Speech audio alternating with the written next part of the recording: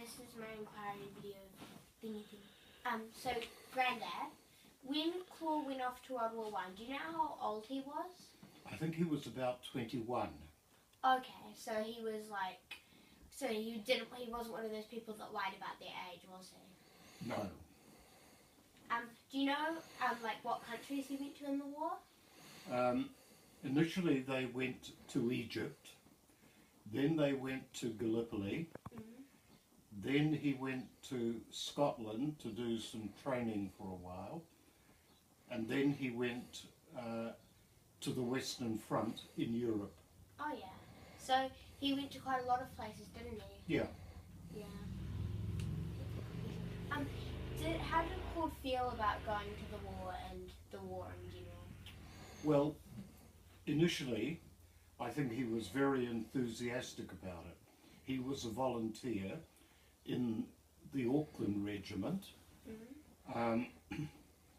but as time went by, like many New Zealanders, he became disenchanted with what was happening in Western Europe on the Western Front, because they just seemed to be making 2 steps forward and 1 step back, or 1.5 steps back, so they weren't going anywhere. It wasn't really what people expected, was it? No, it wasn't. They all expected they'd be home by Christmas, and that was a joke. Oh yeah. Do you know anything about the medals he received at the end of the war? Well, look, they were standard medals that were given to most men that served without getting into trouble, if you know what I mean. The one thing that's different is the Anzac medal, the Gallipoli medal. Oh yeah, the really big one. The really big one. That was given only to those people that landed at Gallipoli. Oh really? Yes. So it's quite a special one, isn't it? It is, yeah. It's got his name engraved on the back as well, so... Yes. Yeah, you can tell it's a very important one, that one. Did Claude tell you any stories? Pardon? Did he tell you any stories? Yes, he did. The New Zealand and Australian troops were very strict in dealing with the Arabs who came into their camp and stole food and equipment. And I'm sorry to have to say, but one night an Arab came in and killed one of the soldiers on guard duty. So a whole company of men set out and tracked them down and took revenge. That's the sort of thing that happens in war from time to time.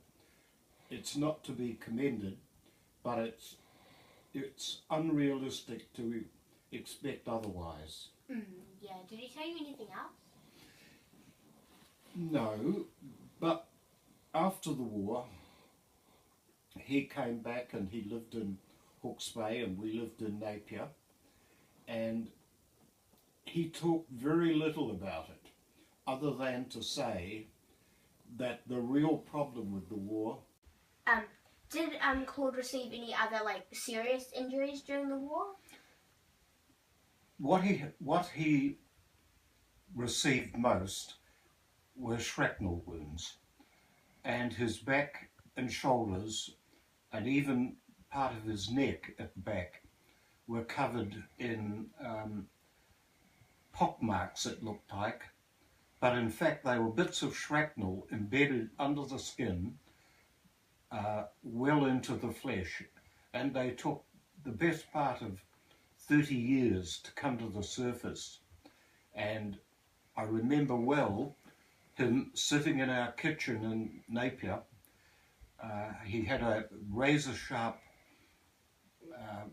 little penknife, and he would sterilise it and then use the knife to cut his shoulder and prise out a bit of shrapnel, or he'd get my mother to do it on his back. And some of the pieces were as big as a fingernail. Wow. That's did he get a lot of those at Gallipoli, or were they from other places? Most of them were at Gallipoli, because they were involved more, pardon me, in training new troops in the Western Front, and certainly when he was in Scotland, they were just training other troops that had come back from New Zealand. So it was all Gallipoli, he said. Oh yeah. Did Claude fight in World War Two? Well, only to the extent of being in the Home Guard. And he complained long and loud about what he regarded as buffoons running the Home Guard in New Zealand. These were people who had no military experience, but they maybe worked in a bank or an insurance company, and so they were made officers in the Home Guard. Whereas he and several others who had served in the First World War, they got very agitated when they were told what to do, but they did it anyway.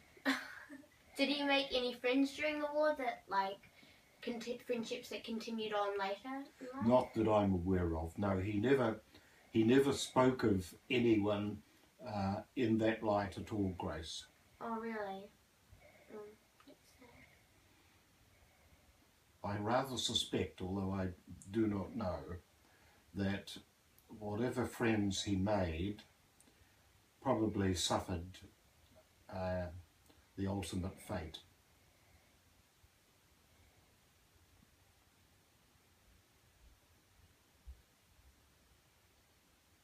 That's so sad.